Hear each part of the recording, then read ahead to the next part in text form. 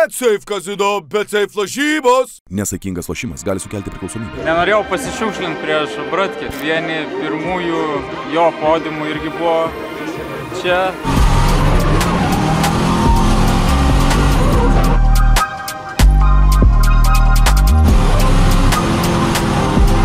O kalbant apie F30, tai iš tikrųjų koks jo yra likimas.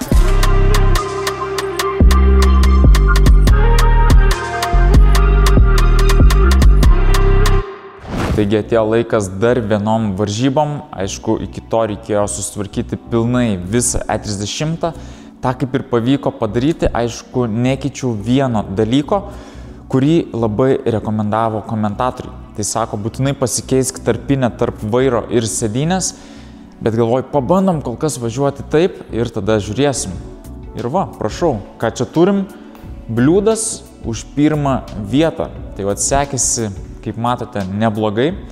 Išvažiavimas pavyko, manau, daug kas jau ir matėt. Kaip ten kas buvo, kas sekat mane ir kitose tinkluose. O šiaip, kam patinka kontentas iš varžybų, paspaudžiam patinka, nes faktas, žiūrint į peržiūras, vieni seka dėl sporto, vieni šiaip dėl kažkokių automobilių. Tai pažiūrėsim, kaip jūsų aktyvumas dabar, palaikom ir kalbam apie varžybas. Tai turėjome tiek semi-pro, tiek pro etapus ir iš tikro po labai ilgos pertraukos viskas ėjosi tikrai sklandžiai. Ir svarbiausia, pagaliau užlipta ant podiumo. Tai jeigu patys norite mažiau vargų ties automobiliu, tiesiog parsisiųskite nemokamą appsą Car One, tai spaudžiat linką video aprašyme arba skanuojate šį QR kodą ir viskas, appsas jūsų telefone. O ten rasite visą naudingą informaciją vienoje vietoje. Tai pridėsit savo automobilį, jeigu turite ne vieną, galbūt turite 3, 5 ar net 10, pridėsit visus juos ir vienoje vietoje matysite, kiek galioja techas, kiek galioja draudimas. Pasibaigs draudimas, atsidarot Car One, susirandat kitą už geriausią kainą ir apsidraudžiat. Kažkur prisiparkavot, bam, reikia susimokėti už vietą. Atsidarot Car One, Vilnius, Kaunas, Klaipėda, susimokat ir už parkingą. Taip pat, jeigu turite elektromobilį, galite susirasti artimiausią, patogiausią stotelę pasikrauti jam. Tai tų funkcijų iš tikrųjų yra dar labai daug, visų net ir neišvardinau, jos yra pastoviai atnaujinamas, tai geriausia būtų, kad parsisiųstumėt ir išbandytumėt patys. Car One sukūrė Car Vertical, tai tikrai rekomenduoju. Palengvinkit savo gyvenimą ir tiesiog rūpinkitės tik pačiu vairavimu. Tai šokam į veiksmą, nors dar prieš viską, hebra, užbėkit į norbefilms.com, apžvelgsit Norbefilms atributiką, gal kažką ir pagriepsit, bei taip prisidėsit prie viso kontento. Tai kalbant apie savaitgalį, pagrindinis planas ir buvo ištestuoti automobilį bei padaryti normalių važiavimų. Tai dėl to neturiu kažkokių komentarų iš tų dienų, nes realiai norėjau tiesiog sėdėti už vairo ir neužsimti vloginimu. Tai kadangi turim vis tiek nusifilmavę visus važiavimus, galime trumpai juos ir apžvelgti. Testai. Tai dėl to važiavau į semi-pro lygą, kad tiesiog turėčiau ilgesnį laiko tarpą trasoje. Ilgiau pasivažinėčiau, padaryčiau daugiau važiavimų, priprašiau prie automobilio, jį prisijaukinčiau, galbūt dar atradus kažkokį defektą, kuris nepatinka.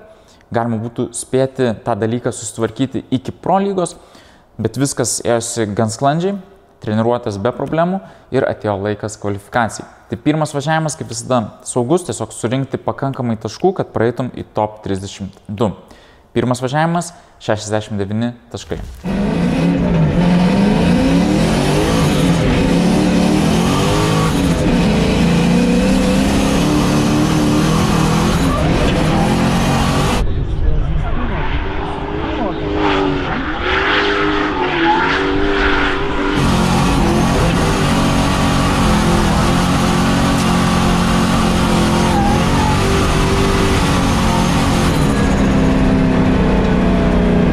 Taškų turim, viskas gerai, laukia antras važiavimas, bet taip pat nesinori perspaust, kur nereikia, nes manęs dar laukia pro lyga, o matėm, kad ir per semi-pro ne vienas driveris išsitaškė į atitvarus. Tai antras važiavimas truputį geriau nei pirmas, 78 taškai.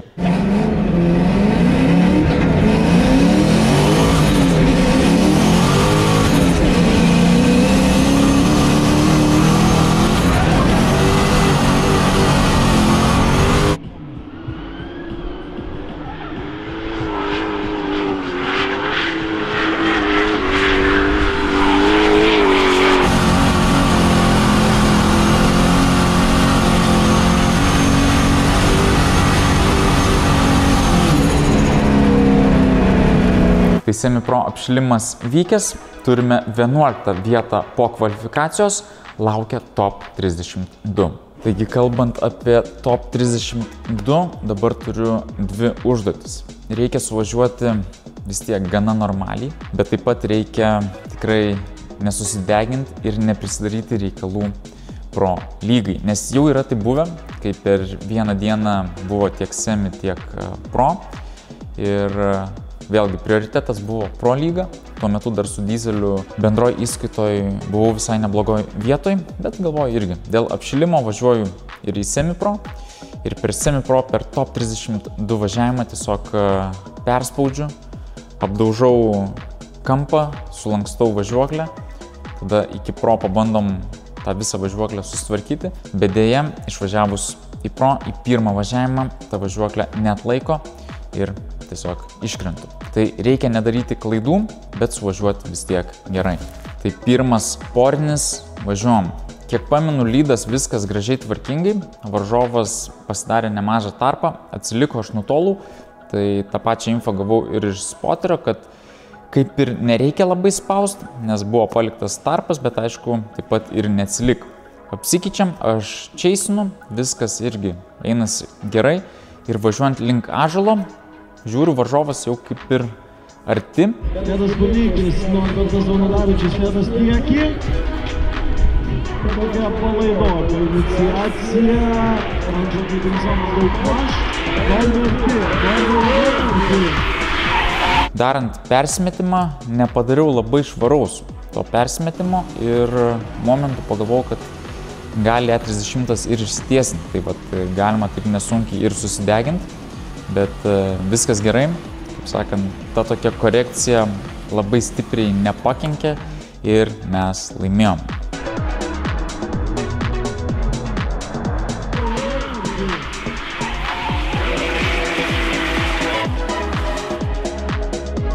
Aišku, po to reikės dar paanalizuoti visus tos važiavimus, žiūrint filmuotą medžiagą ir, kaip sakant, pasimokyti iš klaidų. O dabar keliamės į top 16. Tai kalbant apie šį važiavimą, tai turbūt pirma mano klaida jau buvo vien startavus.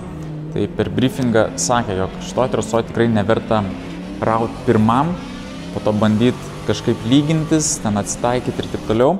Tiesiog užtenka startuoti gana panašiai, bet jau, kadangi tau nėra šikano, kuris pristabdo, tiesiog atsigaudai bėgius ir sėdi patogiai ant šiknos.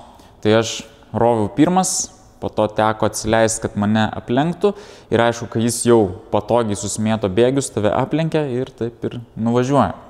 Tai pasidariau šiokį tokį atstumą vien bėgėjantis, kas nebuvo gerai ir tada užsistatant varžovas, aš sakyčiau, kaip ir padarė didžiulę klaidą, tai važiuoju iš paskos, priekį matau, kad žmogus turi užsistatyti, jis kaip ir bando užsistatyti, o priekiniai ratai žiūri į kairę pusę. Tiesiog lyg taip ir suktųsi posūkiu. Tai iš esmės kaip ir buvo dvigubas užsistatymas. Nežinau tuo metu, ar teisėjai tą matė ar nematė, bet aš kadangi saugau automobilį, nes planas yra važiuoti dar į kitas varžybas tą pačią dieną, kaip ir irgi dar truputį atsileidau, nes nežinai, kas ten bus. Gal jis išlieks į smėlį, gal suspinins, o šita trasa tikrai yra pavojinga.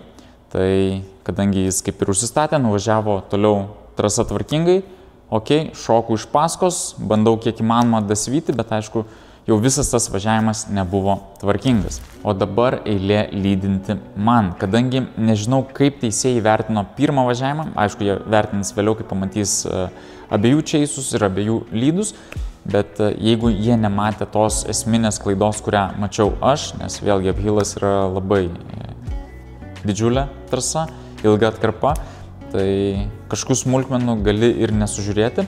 Aišku, buvo dronas, kas, manau, tikrai padėjo varžybose, nes šiaip kalbant apie visą varžybų eigą, viskas ėjosi sklandžiai ir, manau, teisėjų vertinimai buvo tikrai labai geri, nes po to teko stebėti ir pro varžybas, kur nebuvo nuosprendžiai pasakyti per porą sekundžių. Tikrai tekdavo palaukti vos ne minutę, kol teisėjai peržiūrės visą medžiagą ir tik tada nuspręs, kas laimi. Bet aišku, sėdint už vairo, tu to nežinai Ir tiesiog dabar mano eilė suvažiuoti lydą ir turiu jį padaryti tokį, kad nekiltų klausimų. Tai vat, kai prisigalvoji, kaip tu turi važiuoti, tada dažniausiai vėl prisidarai nesąmonę. Tai lydas tikrai nebuvo pats geriausias.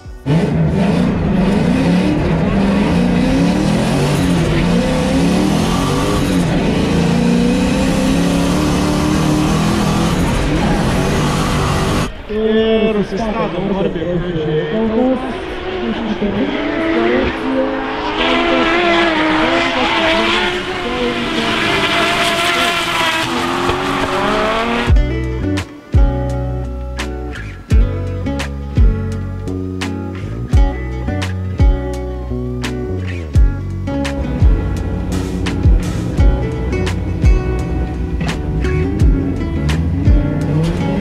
Tai šokam į top 8, aišku dabar tokios dviejopos mintis, nes nesinori ir paleisti semipro, esam top 8, galim kilti galbūt ir dar į viršų, bet tuo pačiu nesinori nurašyti E30. Bet pagalvoju, blemba, ko aš tada važiuojam normaliai.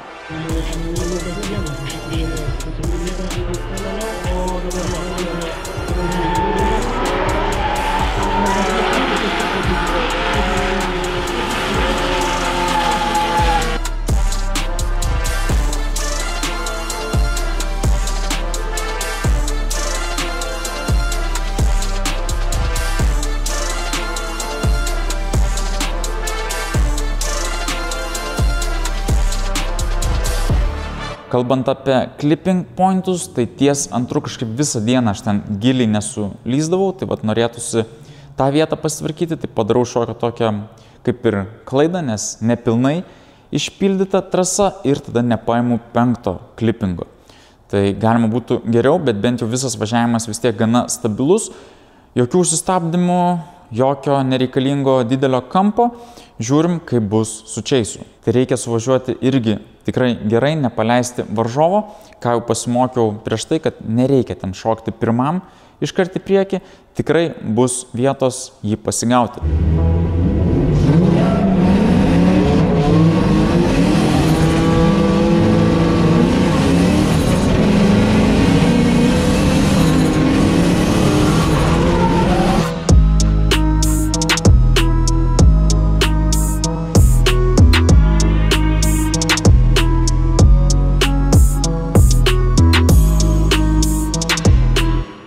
Tai viskas sklandžiai, bet dėja varžovas padaro klaidą, o mes keliaujam į top 4. Kažką ten Norbė apie tas varžybas, hebra sorry, trumpai sutrukdysiu su neblogu variantu. Tai atsidariau aukcionus, žiūriu 635, pirmas 6 klasės BMW, nedaužtas, gražus, tvarkingas, rida tik 49 000 mylių. Tai ką, galvoju, gal pačiam pasimti, nes reikia kažkokio dar projekto vasarai.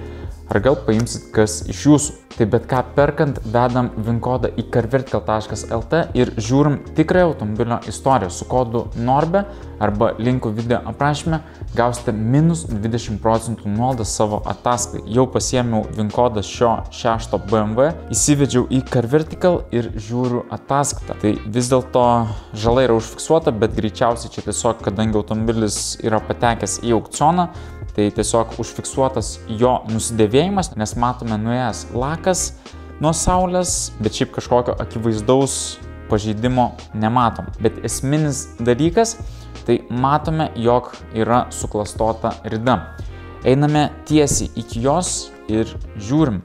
Tai iš viso 10 įrašų, paskutinė žinoma rida yra 80 000 km, tai realiai ta pati rida kaip ir dabar aukcione, bet 1998 metais turėjome beveik 100 000 km ir tada 99 Liepos mėnesį ta rida sumažėjo iki 64 000 km. Tada 99 mėnesį truputį pakilo iki 65, beveik 66 000 km ir 24 metų užfiksavimas, kaip ir minėjau, 80 000.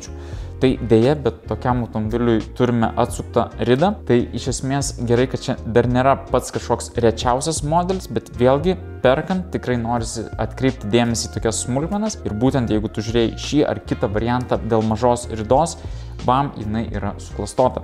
Tai arba neperki, nes jau automobilis turi nekokią istoriją, arba skambini ir derini kainą. Dėja, čia aukcionas, tai mes paderinti kainos negalim, tiesiog galim statyti ir tikėtis nupirkti už pigiai. Toliau bendrai paėmus ataskaitą matote ir nuotraukas iš aukciono, tai jeigu automobilis būtų daužtas daug rimčiau, jau vėlgi pagal istoriją matytumėt, taip pat randate ir visą techninę informaciją, BMW, 6 serija ir taip toliau, ir aišku laiko juostą, pagal kurią galite stebėti, kada keitėsi savininkai, kada buvo atliktas koks nors aptarnavimas bei kitą naudingą informaciją. Tai bet kokiu atveju prieš perkant tiesiog vedate VIN kodą į carvertical.lt ir ieškot kabliukų. Jeigu randat, apsidružėt ir nenusiperkat kažkokio netvarkingo varianto arba matot gražią ataskaitą, bam, nusipirkot tikrai gerą automobilį. Tai nuolaidos kodas NORBE, linkas video aprašyme, minus 20% jūsų ataskaitą. O dabar grįžtam į varžybas. Nebijokit, šito 6 BMW nepirksiu, tiesiog vis žiūriu klasikinį BMW, bet tuo pačiu norisi tiesiog chuligano. Dabar važiuoju su E30 varžybose, tai kaip gražu būtų tiesiog gatvinis E30. Parašykit į komentarus, ar reikia tvarkingo gražaus E30. Nors palaukit, ką jūs šnekat, šitas driftinis E30 iš vis yra tobulas, nereikia jokio kito. Tai turime top 4 kovą, kas važiuos į finalą, o kas važiuos kovoti dėl 3 vietos. Tai iš tikro galiu pasakyti asmeniškai, ši kova turbūt buvo pati gražiausia, nes ir varžovas važiavo gerai, tai dėl to galima buvo chasint gana patogiai. Man atrodo, kad jis pradėjo nuo lydo, nes buvo aukščiau kvalifikacijoje, aš pradėjau nuo chase'o, tai iš esmės užduotis aiški. Reikia spausti, važiuoti normaliai, būti kuo arčiau ir aišku atkartoti jo trajektoriją.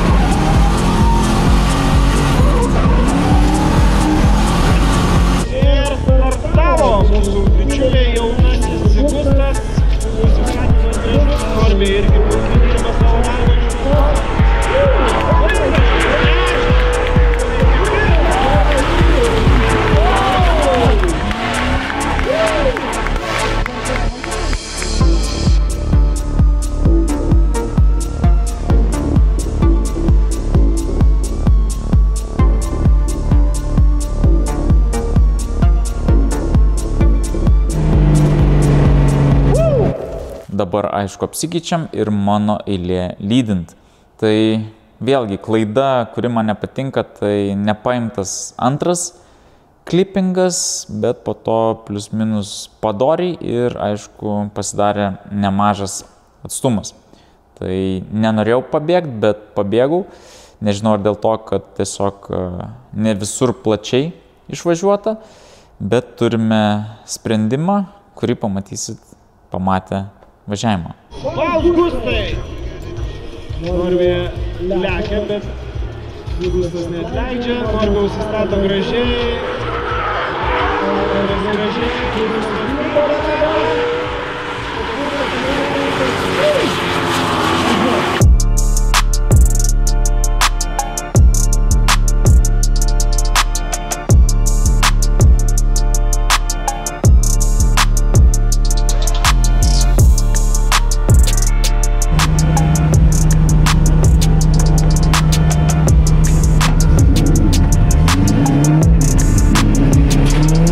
Laimim ir važiuojam į finalą. Tai finale vienas dalykas mane labai sumėtė, tai užsistatant, vėlgi aš iš pradžių chase'inau, nes Butomis buvo aukščiau kvalifikacijų, man atrodo, jis gal buvo net pirmoji pozicijai, atsidarė jo bagažinė. Ar ten nėra pritvirtinta vienoj pusėje, ar kaip, ir vėlgi ta pati rizika, nežinia kas bus, ir truputį atsileidus, tada nebegražiai persimečiau ir į antrą, tai toks ne pats švariausias chase'as, o galima buvo tikrai suvažiuoti gražiai. Tai, kaip sakant, sukėlė man pačiam nerimo, kad galimai čia pats save ir sudeginau.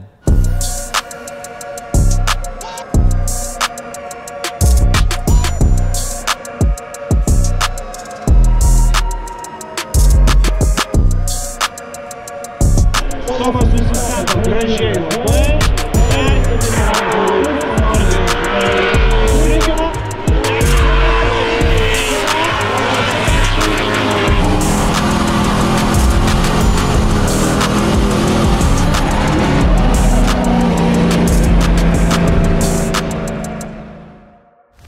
O dabar lydas, kaip sakant, nebėra čia ką strateguoti, tiesiog važiuoji ir žiūri, kas bus.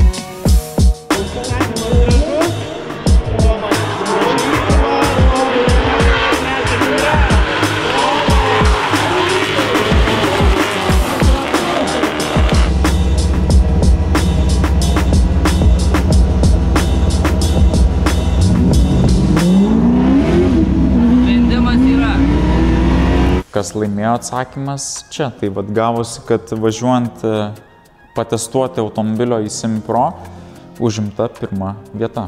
Gerai būtų, kad visi testai tokie būtų, išvažiuoji, bam, dar laimi kažką.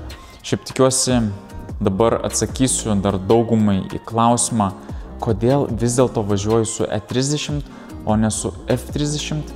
Tai kaip matot, daug geresnis rezultatas, sakykime, net vos ne per pirmą išvažiavimą į varžybas Lietuvoje, ir apskritai čia buvo tiesiog mano trečias kartas už to automobilio vairo.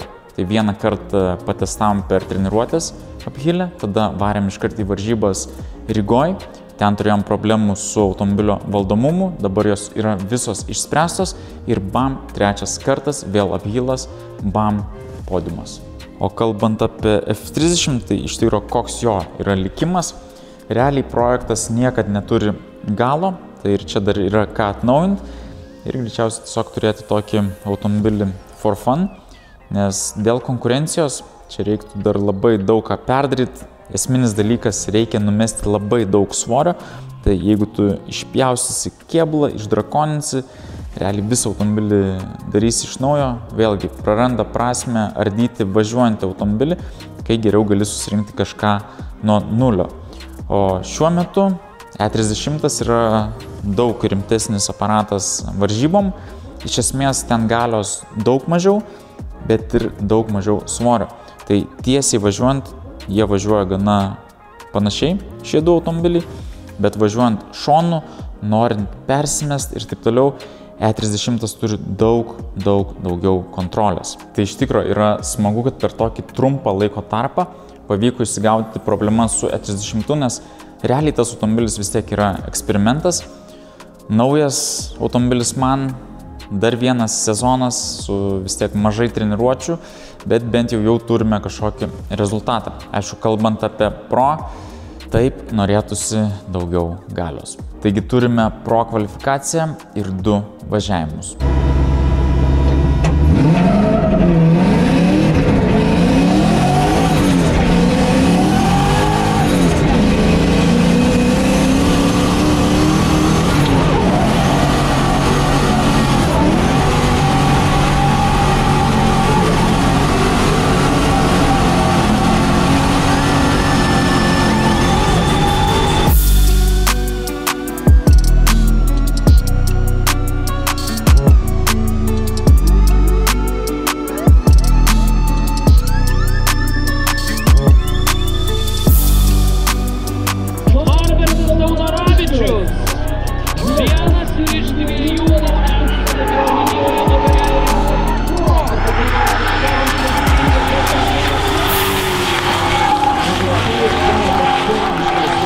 Pirmas runas 76 taškai, tada aišku antru nori padaryti geriau, bet padariau klaidą įvažiuojant į antrą clipping zoną ir truputį save susideginau, teko prasitemti rankiniu ir tada visur kitur gavos gana panašiai kaip ir pirmas runas.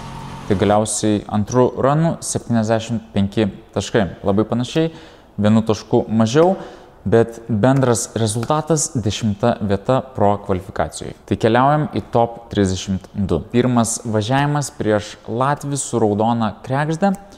Ir čia vis dėlto yra pro. Reikia iškart normaliai spausti nuo top 32. Važiuojam.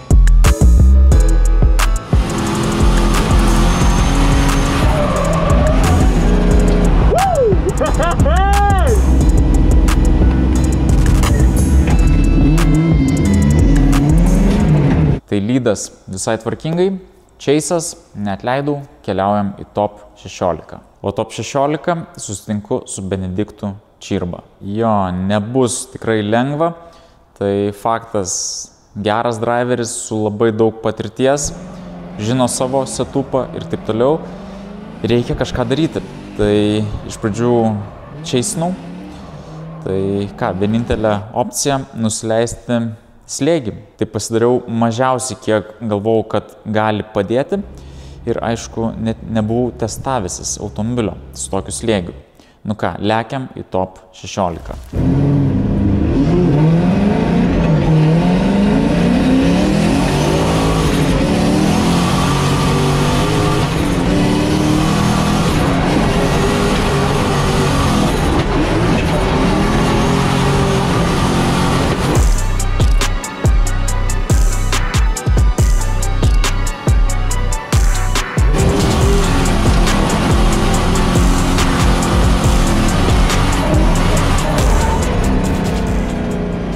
Galiu pasakyti, kad toks chase'as mane tikrai tenkino.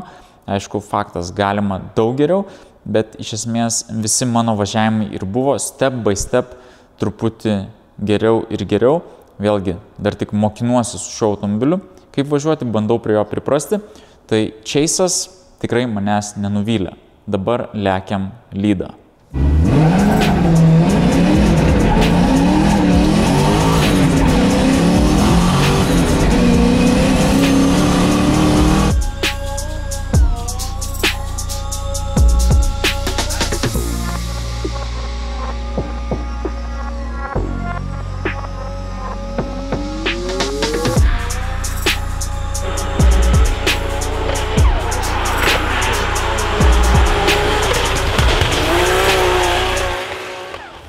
Visiškas bardakas, tai esminė klaida, kadangi nusileidau slėgį chase'ui, reikėjo tiesiog daugiau užšildyti padangas lydui. Nes, kaip sakiau, niekad nevažiavau su tokiu slėgiu ir norėjau padaryti lydą tokį patį kaip visada. Atvarau, užsimetu, o ten bam, tos padangos žiauriai sukabina. Nu ir viskas, lydo gražaus nėra. Aišku, ne faktas, jeigu tas lydas ir būtų buvęs gražus ar būtų kažkiek mane išgelbėję, bet bent jau būčiau pabandęs. Tai pamoka kitam kartui, Jeigu darėjai lydus su truputį daugiau slėgio, tai tiesiog pasišildyk padangas, padaryk normalų burnautą ir tada važiuok į trasą. Tai krentam top 16, Benediktas Čirba keliauja toliau. Nu ką, tai va tokia varžybų istorija, tikiuosi patiko. Šiaip aš pats tai savaitgalį užskaitau, pasivažinėta labai daug, kažkokių problemų neprisidaryta, tiesiog reikia dar truputį patobulinti automobilį ir ką, lėkti į kitas varžybas. Tobulėt, kaip sakant, visada yra kur, tai bandysim tą ir daryti. O dabar dar galim trumpam užbėgti pas mane į dirbtuves, parodysiu, kas vyksta prie E30. Taip, darbai tikrai nestovi vietoj, nes galimai supratau, kur buvo bėda Aphille ties antru klipingu. Tai važiuojam prie automobilio, pamatysit. Štai ir E30, truputį išrinktas. Tai kaip matote, nėra galinės važiuoklės, viskas išardyta, anoj pusė jau surinkta, dabar lieka dar susirinkti kairįjį kampą. Tai problema buvo su suvedimu, iš tikrųjų po Rygos neišėjo visko susitvarkyti pilnai iki galo, tai priekis viskas ten ok, perinkta, suvesta, bet gale šitoj pusėj buvo tiesiog didesnis išvirtimas ir dėja neišėjo surasti, kas yra sulinkę. Ir maksimaliai jau susivedus visas vietas, vis tiek tas išvirtimas buvo toks, kuris netiko. Tai dabar keičiam šakę, viskas atitiesinta, suvesta ir bus taip, kaip priklauso. Tai iš esmės tiesiog analizuojant dalykus, bandant spręsti, ką galima susitvarkyti, kas galėjo būti ne taip, tai bet kokiu atveju šitoj pusėje ratas stovėjo su išvirtimu, tai plius minus va taip, o dešiniai pusėje stovėjo tiesiai. Tai visi šie dalykai tikrai įtakoja valdomumą ir automobilio slydimą šonu. Tai kemberis iš esmės posūkyje einant šonu tave stabdo. Tai pavyzdžiui, žiedė tikrai yra naudojamas tam tikras išvirtimas, o būtent drifte ratai iš esmės stovi tiesiai ar net viršus išėjęs į lauką, nes kai tu spaudi, automobilis susėda ir tie ratai išsitiesina. Tai tada tu važiuojant tiesiai turi max sukibimą ir slystant šonu vis tiek turi sukibimo ir tie ratai tavęs nestabdo, kad tu vis tiek galėtum važiuoti ir greitėti. Tai čia taip tiesiog paprastai paaiškinus, tai kartais tikrai įdomu paanalizuoti, plus būtent su priekio setupu viskas susitvarkė, tai viskas eina tik gerin. Dabar išsigaudom galą ir lekiam į kitas varžybas, kurios bus turbūt Liepos 6 Kuršėnuose. Net uždusau čia be pasakodamas, tai taip trumpai paviršutiniškai, bet jeigu kažkam įdomios smulkmenos detaliau, parašykit komentarą ir būtinai kada ateityje padiskutuosim. O dabar reikia šauti energijos. Priderinta net prie automobilio, gardžiai. Nu ką, skanaus. Iškart geriau. Tai manau, aš galiu tęsti darbus, su jumis kol kas atsisveikinu, susimatysim sekantį kartą. Manau, kad reikės sugrįžti ir prie paprastų projektų, paprastų automobilių. Tai manau, tą ir padarysim kitą kartą. Kol kas, iki.